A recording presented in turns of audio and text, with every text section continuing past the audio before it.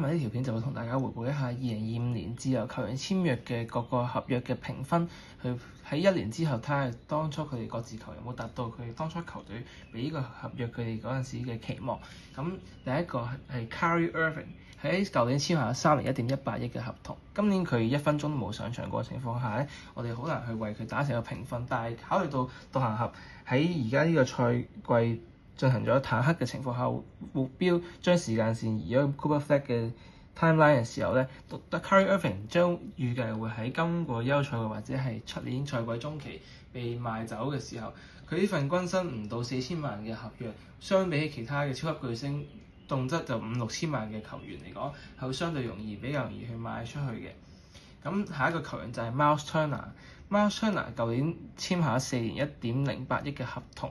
均薪超過2700萬元。咁佢今季喺公鹿作為 Giannis 嘅禁區拍檔入邊咧，表現未如理想，三分命中率亦都係生涯嘅低處。咁人們好多時去期望佢作為 Brook Lopez 走咗之後 Giannis 另一個可以禁區可以係打5號位型有3分能力嘅中鋒，但係 Myles Turner 今季即使喺Giannis 受傷之後嘅表現數據都未如理想，所以個人將呢個合同俾呢個 D 加嘅評分。鑑於佢今年之後仍然仲有3年嘅長合同，亦都同時考慮到公鹿未來可能會賣咗 Giannis 要重建嘅情況嘅時候咧，呢份合約都好難去賣到一個比較好嘅價錢嘅。咁下一個就嚟到 Josh Giddey， 佢舊年同公牛簽下4年1億嘅續約合同。咁 Josh Giddey 今年作為公牛嘅核心球員，喺賽季初一度打出接近全明星嘅身手。雖然後面因為公牛嘅賽季方針係要 tanking 嘅情況下，而令到球隊戰績慢慢回落，但係佢嘅個人表現亦都對得住呢份合同，甚至乎係遠超合同嘅價值嘅。所以個人會俾呢份合同一個 A 減嘅評分。咁下一個就係嚟到灰狼嘅，由灰狼去到老鷹嘅 Nickeil Alexander-Walker， 佢喺舊年同老鷹簽下咗4年6千萬嘅合同，咁均薪只係1500萬左右嘅價錢。咁考慮到今季 Nickeil Alexander-Walker 作為老鷹喺賣走 Trae Young 之後嘅第一外線發動點，喺 Jalen Johnson 之外嘅第一外線發動點嘅情況下，雖然季後賽表現有唔少嘅下跌，但係喺例行賽入邊 Nickeil Alexander-Walker 都係老鷹下半季可以戰績由附加賽邊緣上升到東區第6嘅一個大關鍵，所以個人會俾呢份合約 A 嘅評分。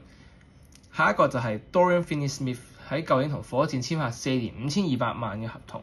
咁今季 Dorian Finney-Smith 前期受傷病困擾影響，喺火箭甚少上場，亦到後期復出之後，亦都徘徊喺輪替嘅邊緣入邊，冇辦法擔任更加重要嘅角色。場均亦都得分亦都創下生涯新低。考慮到呢份合同後2年係非保障嘅關係，雖然價值超過1000萬，完全唔對得上佢今季打出嘅表現，但係考慮到合同嘅年撐有部分非保障嘅部分，喺後期要賣出去都相對地唔係想象中咁困難，所以會將呢個合同嘅評分稍為拉高少少，達到 D 減嘅部分。下一個就係灰熊續約嘅大前鋒 Santi Aldama， 佢嘅合同係3年5200萬元。咁考慮到 Santi Aldama 呢位球員，其實佢既年紀上並唔係好大，同時亦都有足夠即戰力，係作為灰熊未來重建路上可以考慮賣出去嘅即戰力。喺今季嘅合約完咗之後咧，佢仲有2年合同，價錢亦都唔算好高，相信都會係某啲競爭球隊可能會考慮嘅合約。只係考慮到灰熊而家嘅 timeline 由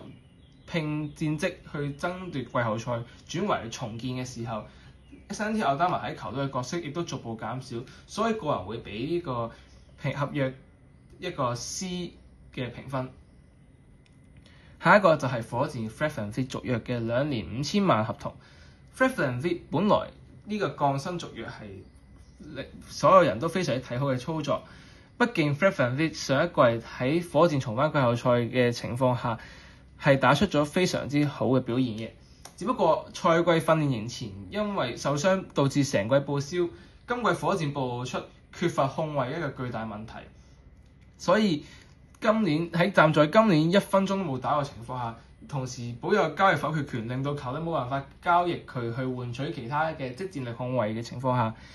即使出年佢回復健康，亦都唔知道實力可以去到邊，暫時只可以俾一個 B 減嘅評分。下一個嚟到活塞簽約嘅 Duncan Robinson， 佢嘅合同係3年4700萬。咁今季 Duncan Robinson 作為活塞嘅一個最重要嘅3分火力點，係填補咗 Malik Beasley 同埋 Tim Hardaway Jr. 離隊之後嘅3分火力空缺，亦都同喺季後賽入邊展現出佢嘅重要性，作為呢個 Cade Cunningham 以外線最穩定嘅得分點之一。咁 Duncan Robinson 呢個射手合同雖然均薪接近1600萬，相對較貴，但係考慮到活塞對於3分嘅缺乏性同埋 Duncan Robinson 嘅成季嘅整體表現嚟講，我會俾呢個合同一個 B 加嘅評分嘅。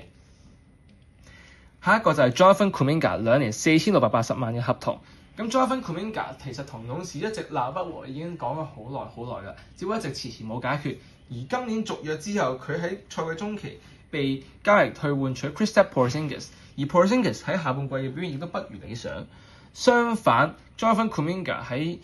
老鷹嘅表現日益增長，甚至喺季後賽打出良好嘅表現，搭檔 Jalen Johnson 作為一個鋒線嘅主力嘅輸出，去為老鷹喺季後賽奪得2場嘅勝利。考慮到呢個部分，勇士俾出嚟呢份合同只能夠達到 D 加嘅評分。由於 Kristaps Porzingis 未知會唔會喺今年夏天離隊，甚至乎可能呢個續約所換取翻嚟嘅嘢係最尾係一無所有嘅。之後就嚟到國王簽約嘅 Dennis Schroeder 3年4400萬嘅合同。咁國王喺嗰陣時簽嘅 Dennis Schroeder 係考慮到舊年喺賽季中期送走 De'Aaron Fox 之後，球隊缺乏控衛而選擇簽嚟 Dennis Schroeder， 希望佢作為一個球隊先發控衛，為 Zach LaVine、DeRozan、Malik Monk 等等嘅得分手輸送火力，輸送去達到控場嘅效果。只不過喺臨開季之前，國王簽下 Russell Westbrook 嘅時候， Dennis Schroeder 嘅球隊角色不值一逐漸被邊緣化，由一開始嘅先發位置被奪去，到後來直接被當成交易籌碼送去騎士嚟講，國王呢筆嘅簽約都可以話係非常之失敗嘅，所以個人只會俾到 D 減嘅評分。之後就嚟到公鹿嘅 Bobby Portis 舊年同公鹿做咗3年4300萬嘅合同，均薪只係有1400萬左右嘅價錢。咁 Portis 今季仍然作為公鹿嘅替補重要嘅戰力，喺1人受傷之後，好大程度上係公鹿曾經一度仍然保有附加賽希望嘅球員之一。咁 Portis 作為公鹿留隊最耐嘅球員之一嚟講，亦都係好多球迷喜愛嘅球員，所以個人認為佢有鑑於佢接近最佳第6人嘅板凳輸出，呢個均薪唔到1500萬嘅合同可以話係非常超值。雖然公鹿目前狀態不明，但單就呢個合約本身係值得讚賞嘅一筆操作，個人會俾到 B 加嘅評分。之後就係馬刺簽嚟 Luke Kornet 4年4070萬嘅合約。Luke Kornet 今季係 Wembanyama 嘅替補，喺季後賽入邊扛下 Wembanyama 唔喺度嘅時間，同時亦都保持到球隊48分鐘內嘅護框水準一定嘅水準嘅。咁雖然 Luke Kornet 嘅實力並唔係十分之強大，但係佢作為馬刺 Wembanyama 替補係綽綽有餘，亦都填補咗馬刺舊年替補戰力不足嘅一個問題。所以個人認為 Luke Kornet 呢個補強對於馬刺嚟講係非常之有效，亦都係佢哋季後賽目前仍然可以保持冇被淘汰一大關鍵，所以個人會俾到 B 加嘅評分。之後下一個就係騎士同 Sam Merrill 嘅續約，4年3800萬嘅合約。咁今季 Sam Merrill 嘅喺球隊嘅角色仍然係十分重要，作為球隊一個重要嘅3分火力點。除咗 Max Strus 之外，佢係全隊3分最重要嘅球員，所以個人認為呢個續約都係非常合理且冇咩值得可以批評嘅地方。一個 B 嘅評分。之後係活塞簽嚟嘅 Caris LeVert 2年2890萬嘅合約。咁今季 Caris LeVert 係渴望填補離隊嘅 Dan Schroeder 嘅角色，作為板凳帶路人，同時亦係 Cade Cunningham 身邊另一個持球嘅點，去減輕啲 Cade Cunningham 嘅壓力。特別係球季中期賣走 Jaden Ivey 之後 Caris LeVert 可以話係球隊除咗 Cade Cunningham 之後唯一一個有一定嘅持球能力、執行擋拆、分球等嘅能力嘅外線持球點。只不過 Caris LeVert 除咗喺季後賽入邊大多數時間嘅表現都未如理想，只不過係爆發咗一場嘅情況下，呢個年薪達到1400萬嘅合同冇想象中咁值得，個人只會俾到 C 加嘅評分。之後係灰熊簽嚟嘅 Ty Jerome 3年2700萬元。當時灰熊由騎士手上搶走 Ty Jerome 嘅時候，好多人十分之睇好，因為佢作為 Ja Morant 嘅替補或者係同 Ja Morant 嘅搭檔都會非常之出色。只不過喺加盟灰熊之後 Ty Jerome 長期受傷病困擾，同時灰熊今季整支球隊嘅動盪不穩嘅情況下，即使 Ty Jerome 復出之後打出咗唔錯嘅表現，但因為球隊時間線已經轉換到重建嘅問題，重建路上 Ty Jerome 喺灰熊嘅未來亦都未如理想，可能喺球季中期或者係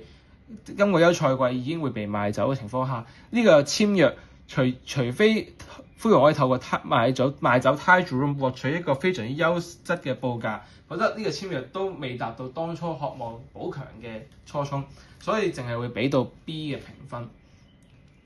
之後係公牛同 Tre Jones 3年2400萬嘅續約。咁 Tre Jones 喺公牛入邊作為 Josh Giddey 嘅替補，同時 Josh Giddey 嘅後場搭檔嘅情況下，今季亦都係表現非常之理想，所以個人認為呢個合約係非常之值得嘅800萬元嘅合約，所以我會俾到 B 加嘅評分。之後嚟到黃蜂同 Tre Mann 嘅3年2400萬嘅續約，同樣地係2400萬嘅續約。Tre Mann 可以話係 Tre Jones 完全反面。今季 Tre Mann 續約之後，由於球隊有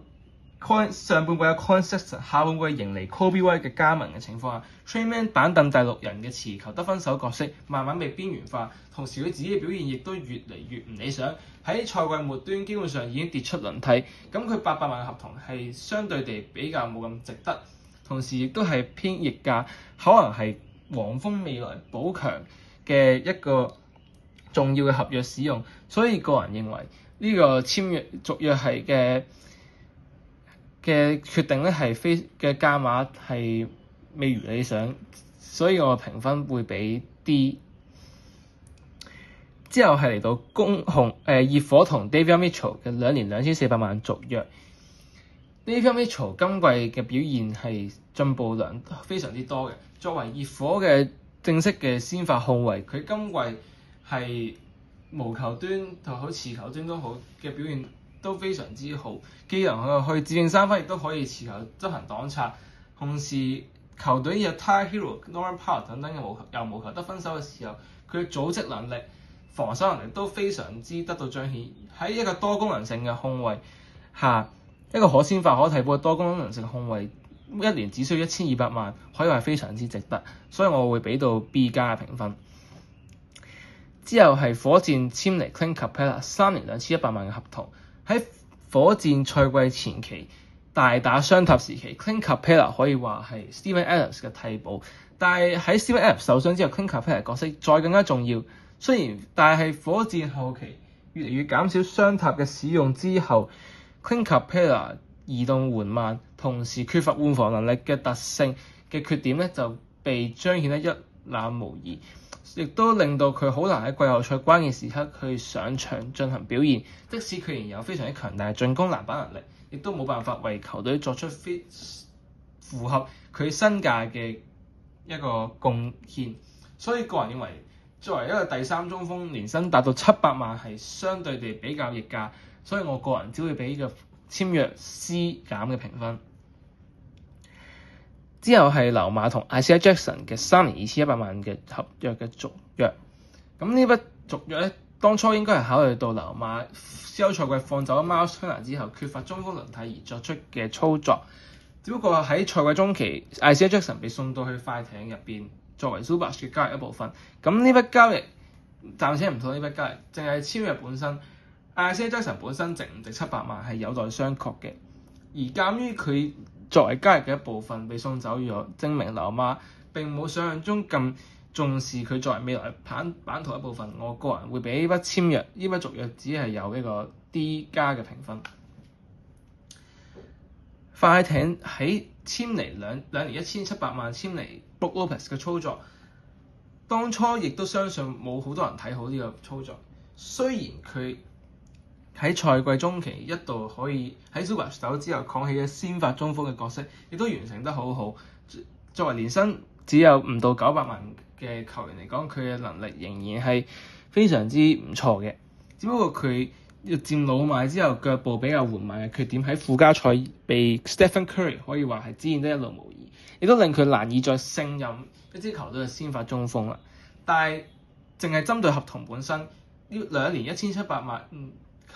合約對佢嚟講可以話仍然相對地超值嘅，所以我個人會俾到呢筆簽約一個 B 嘅評分。之後係鹈鶘喺簽約 Kevon Looney 2年1600萬嘅合同。咁 Kevon Looney 今季喺鹈鶘嘅上場時間可以話係非常之少，甚至乎可以話係輪替之外嘅球員。鑑於球隊已經有 Derek Queen、Yves Missi 甚至 DeAndre Jordan 嘅都有先發機會情況下，佢都冇上場嘅時間，可以反映到佢相比起勇士時期退化，可以話係比我想象中更加嚴重嘅。所以我個人會俾到呢個簽約一個 F 嘅評分，因為我覺得我認為佢冇辦法對球隊作出任何貢獻，同時亦都支付相高達800萬嘅合約嘅年薪嘅時候係完全唔值嘅。之後籃網兩位 Zion Williams 同 Darren Sharp 我哋就擺埋一齊講啦，兩個都係2年1250萬嘅合同。咁兩位都係籃網入邊相對比較中生代嘅球員啦。去同一啲今季嗰5位首人秀或者近呢1-2年嘅選秀相比，一個係灰熊唔要嘅曾經高天賦嘅選秀球員，一個係籃網自己嘅一個優秀替補中鋒，兩個都係唔錯嘅球員。只不過佢哋上限都未有達到好高，其中 Darren Sharp 長期被擺上交易貨架去作為其他球隊替補中鋒嘅補強選擇，但係到最尾都冇俾人買到。咁冇人知道佢喺籃網嘅未來會如何，但直至目前為止，個人覺得呢兩筆續約都係 OK 嘅，價格都係合理，所以我會俾到 B 加嘅評分。之後係公鹿同 Ryan Rollins 嘅續約，3年1200萬美元。今季 Ryan Rollins 打出接近 Most Improved Player 最佳進步球員嘅表現，年薪只需要400萬元，可以話係非常非常超值。即使最尾公鹿會買走 Giannis 都好， Ryan Rollins 作為球隊重建路上一個重要拼圖，都係非常之值得嘅，所以我會絕對俾咗呢筆續約 A 加嘅評分。之後係湖人簽嚟 Jake LaRavia 2年1200萬嘅合同。Jake LaRavia 今季喺湖人嘅表現可以話係既有驚喜，亦都有失望嘅部分。驚喜嘅部分係佢作為球隊唯一一個打滿82場嘅球員，不斷成季穩定嘅輸出，去作出貢獻，係非常之難得嘅。失望嘅部分係佢喺季後賽入邊難以勝任一啲比較重要角色，甚至乎喺打雷霆系賽上場時間不斷被削減，冇辦法作出貢獻，都令人覺得佢只係一個可以喺 regular season 入邊頂下上場時間嘅一個邊緣輪替球員。相對地，佢600萬嘅合同嚟講唔係非常之值得，但係亦都係一個合理價錢範圍內。考慮到佢出勤非常之優秀嘅表現，我覺得可以俾到呢筆簽約一個 B 嘅評分。之後下一個係獨行俠嘅 D'Angelo Russell， 2年1160萬嘅合同。本身簽嚟佢係想頂替 Kyrie Irving 受傷期間獨行俠缺乏一個控球後衛、組織後衛嘅空缺，但係喺賽季初球隊並冇俾予佢好多嘅球權或者上場時間啦。即使後面終於啟用翻佢嘅時候，佢表現都未如理想，最終喺賽季中期被送去連同 AD 一齊送去華盛頓巫師，亦都被華盛頓巫師通知叫佢唔好去球隊報到。我亦都知道呢個D'Angelo Russell 本身嘅價值已經跌到一個最低嘅低谷，所以我個人會俾呢個簽約一個 F 嘅評價，因為呢個球員冇辦法去作出任何貢獻，只能夠被交易嘅情況下，我哋都知道呢個球員絕對地實力上係有非常大嘅缺陷嘅。下一個就係勇士簽嚟嘅 Al Horford 2年1100萬嘅合約。Al Horford 可以話係勇士今季其中一個重要嘅禁區戰力，佢去多用途性亦都可以作為4號位同 Draymond Green 或者 Kristaps Porzingis 打雙塔，或者係作為單5號位使用嘅時候，佢嘅多功能性喺勇士體系入邊得到好好嘅彰顯。年薪唔到600萬嘅佢，可以話係勇士補強最成功嘅老將之一，所以呢筆簽約我會俾到佢 B 加嘅評分。之後係快艇同 Nicholas Batum 嘅續約，2年1100萬。睇到 Batum 今季喺球隊嘅輪替選擇已經慢慢地被往後移，同時佢嘅年紀日漸上升嘅時候，佢嘅運動能力啊等等唔同嘅表現都會相應下降。我個人同時考慮到快艇今季嘅表現亦都相對地強差人意啦，我就會只可以俾呢個交易呢個簽約一個 C 加嘅評分。之後係老鷹簽嚟1年1100萬簽嚟 Luke Kennard 嘅簽約。呢筆簽約其實喺 Luke Kennard 喺老鷹入邊嘅表現未如理想，因為佢缺乏一個優秀控衛。Trae Young 喺長期受傷前話佢比較少一個接球投籃嘅空位接球投籃嘅機會，雖然亦都同時因為主教練Quinn Snyder 本身嘅使用問題，導致佢喺老鷹場上面嘅效率未如理想，冇辦法去作出好好嘅貢獻。而賽中期賣咗佢湖人之後，只係換嚟 Gabe Vincent 同埋一張次輪籤，都反映老鷹呢筆操作嘅相對地比較失敗嘅地方。所以我個人只會俾呢筆簽約一個 C 減嘅評分。之後係活塞同 Paul Reed 2年1000萬嘅續約。咁 Paul Reed 可能大家會覺得一個第三中鋒點解要成500幾萬嘅年薪咧？但係喺去到季後賽 Paul Reed 可以話打出比佢哋今季全明星 Jalen Duren 更加好嘅表現嘅時候，好多人就覺得一個500萬嘅中鋒非常之超值啊！佢作為咁 Paul Reed 可以話係全聯盟最強嘅第三中鋒，毫無疑問啦。咁所以呢個2年1000萬嘅合約，個人亦都覺得非常之超值嘅，我會俾到 A 減嘅評分。之後係公鹿同 Kevin Porter Jr. 嘅續約，2年1000萬美元。咁考慮到 Kevin Porter Jr. 今季喺公鹿嘅表現都可以話係非常之唔錯嘅，即使球隊動盪不穩啦，佢自己出勤雖然未如理想，但係整體數據表現佢嘅數據上唔錯啦，同時佢都有多作為證明咗自己可以作為一支球隊入邊正向貢獻嘅球員，唔係淨係刷數據，佢可以透過自己嘅能力去為球隊帶來勝利，無論係佢組織啊，佢得分，雖然仍然偏向神經刀，但係作為年薪500萬嘅球員，佢可以有呢個產量嘅輸出，可以話係非常之唔錯嘅，所以我會俾到 B 加嘅一個評分。之後係 Cam Spencer 4年1000萬美元嘅續約。咁 Cam Spencer 一開始已經被灰熊好平嘅價錢去長年份咁綁下咗落嚟。咁今季灰熊傷兵滿營，同時賽季後段淨係開始轉為練兵嘅情況下，佢亦都打出咗唔錯嘅表現，證明咗佢自己嘅身價。咁佢而家嘅身價亦都遠超合同本身，我可以反映出呢個提前綁定嘅合同絕對係超值嘅，所以我會俾到 A 減評分。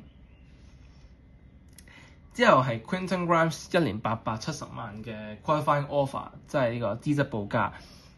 咁呢個資質報價 Quentin 係考慮到 Quentin Grimes 今年嘅表現，相比起舊年下半季係有一定程度上嘅 step back 嘅。咁佢相對地冇咁經驗，冇咁好嘅時候咧 ，Quentin Grimes 嘅部分賽季中期都冇被交易走。亦都好有大機會反映到七六人有機會喺休賽季係留唔住 Quentin Grimes 嘅，因為佢亦都有可能有其他球隊會嚟開出報價，開出一啲合同去搶走佢作為一個 free agency 啊，喺攞完 qualifying offer 之後。所以我個人會覺得 Quentin Grimes 冇辦法同七六人達成續約嚟講，七六人呢個操作只可以俾到去 B 減嘅評分。之後係熱火同 Drew Smith 3年7900萬元嘅合同續約。咁 Drew Smith 雖然能力上並冇非常出色，但係佢嘅拼勁、佢嘅防守能力都係有目共睹，佢嘅抄截等等都為熱火作出唔錯嘅貢獻。年薪只需260萬左右嘅球員嚟講係唔錯嘅價錢，所以我會俾到一個 B 加嘅評分。之後係公鹿同3個球員 Gary Trent Jr.、Gary Harris 同埋 Taurean Prince 3位球員2年底薪附帶1年 player option 嘅合同。咁三個擺埋一齊講啦，我哋首先係 Gary Trent Jr. 前期被寄予厚望，喺上季表現之後被寄予厚望嘅情況下，今季表現可以話係大幅縮水，所以配合期望值嚟講，佢呢筆簽約可以話只有評分係比較低啲嘅，但係考慮到合同嘅大細嚟講，相信都冇人會苛責一個攞底薪嘅球員嘅。咁 Gary Harris 同埋 Taurean Prince 部分，前者就相對地比較唔喺輪替入邊，後者更加係大部分時間都係養傷嘅情況下，都冇辦法對球隊作出任何貢獻啦。所以我個人3筆操作夾埋都只可以俾到一個 C 嘅評分，畢竟公鹿都冇辦法喺自由市場上揾到更加好嘅選擇啦。之後係嚟到七六人同 Justin Edwards 嘅續約3年700萬美元。考慮到 Justin Edwards 作為一個年輕球員，提早用長合同去年薪平，亦都長嘅合同去綁定，可能期望 Justin Edwards 喺未來可以喺七六人成長，去作為一個球隊嘅主輪替嚟講嘅話嘅期望值嚟講，呢個簽約都係一個唔錯嘅操作嚟嘅，所以我個人會俾到 B 嘅評分。魔術喺太陽人嗰邊簽嚟 Tyus Jones 1年700萬美元嘅合同，考慮到 Tyus Jones 喺魔術嘅表現可以話係非常非常慘烈，賽季中期更加為咗節省奢侈稅嘅部分而要夾硬送貼簽送走去，冇補強任何戰力嘅情況下，呢筆簽約可以話係幾失敗下嘅，所以我只會俾到 D 減嘅評分。De'Anthony Melton 2年650萬美元嘅底薪回歸勇士。勇士喺同 De'Anthony Melton 喺上季前期已經有合作關係，只不過打6場之後 De'Anthony Melton 受傷報銷而被送去籃網之後，先至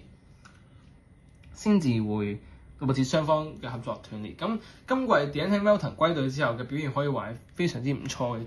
就一個底薪球員嚟講。咁如果 De'Anthony Melton做咗底薪球員對勇士作出嘅貢獻，可以話遠超合同價值本身，所以我覺得係值得一個 A 減嘅評分嘅。Cam Thomas 攞咗1年590萬美元嘅 qualifying offer， 考慮到佢賽季中期冇人完全賣唔出去嘅時候，要被逼裁走，俾籃網裁咗，同時簽約公咗之後亦都再被裁，可以話呢個 qualifying offer 係非常之失敗。對籃網嚟講，其實冇乜特別話蝕咗或者咩嘅，但係對佢自己嚟講，佢冇接受到嗰啲本身籃網開俾佢合同嚟講，對佢嚟講係損失。咁籃網冇俾咗張長約嚟講，都係一個好事嚟嘅，所以我會覺得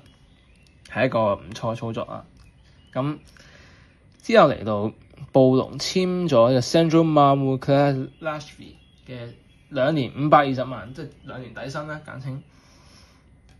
咁呢個球員喺暴龍今季扮演非常重要角色，作為一個延伸4-5號位嘅球員，有提供出色嘅3分投射能力，同時亦都係暴龍成季缺乏替補中鋒下前期重要嘅角色，去擔任呢個替補中鋒嘅位置。尤其是喺度 Jakob Poeltl 長期受傷嘅關係，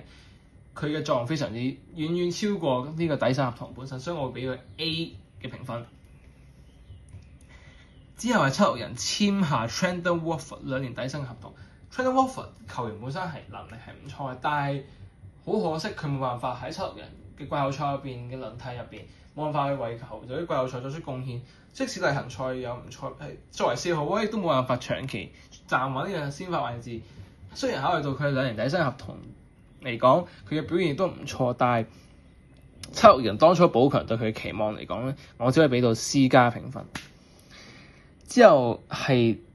賽特人2年底薪簽下 Luka Garza。Luka Garza 喺今季賽特人表現可以話係唔錯嘅。作為一個替補中鋒嚟講，佢作為呢個 Skater 嘅替補，佢好唔錯，既有3分能力，亦都有唔錯嘅進攻。雖然佢防守比較差，但係作為底薪中鋒嚟講，佢嘅表現都遠遠超過合同嘅，所以我會俾一個 B 加評分。之後係 Jericho Sims 同公鹿嘅2年續約啦。咁 Sims 喺球隊嚟講相對輪替比較後面，但係喺其他球員受傷之後，佢好好咁補上前嚟講，以2年底薪嚟講都冇咩好好去 complain 啦。咁魔士1年簽翻 Mo Wagner 翻嚟，就相對地比較係屬於球隊一定要做嘅，因為佢係 Franz Wagner 嘅哥哥，咁你一定要簽翻佢翻嚟留隊，所以冇乜好特別評價嘅，呢啲就跳過一下。跟住賽特人簽2年底薪簽咗 Josh Minott。Josh Minott 曾經賽季中期一個唔錯嘅表現，但係後尾被賽特人放棄咗，送咗去籃網，所以我亦都冇乜好評價啦。咁老鷹呢個 LaFleur 單騎咧，就同樣地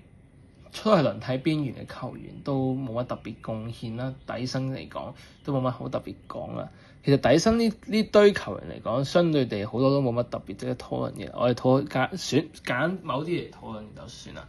首先第一個係國王簽嘅 Russell Westbrook， 無保障底薪嚟嘅球員，但作為一啲球隊嘅老大。Russell Westbrook 雖然今季國王戰績非常之慘烈，但係 Russell Westbrook 嘅貢獻嘅輸出可以話對呢支球隊有好大幫助。無論係年輕球員對年輕球員成長嚟講，佢作為一個更衣室嘅大佬，佢帶住一班新秀，一支被外界媒體不斷地批評嘅球隊，去話佢哋好廢啊，話佢哋好渣等等。但係佢作為一個更衣室老大，作為一個球隊嘅大佬嚟講咧，佢好能力去喺無論係對外應對媒體又好，對內喺更衣室傳授經驗嚟講，俾啲球員嚟講，佢都係對球隊帶來非常之大正向幫助，所以我覺得絕對值得一個 A 嘅簽約嚟嘅。之後好多嘅比較多都係一啲底薪嘅補充啦，例如 Kyle Lowry 76人續留啦 Ingles Temple 呢都係比較偏向更衣室老將嘅角色。Eric Gordon Plumlee 呢個 Chris Paul 1年底薪會重返快艇，呢個就 F 減啦，我只可以講，因為無論即使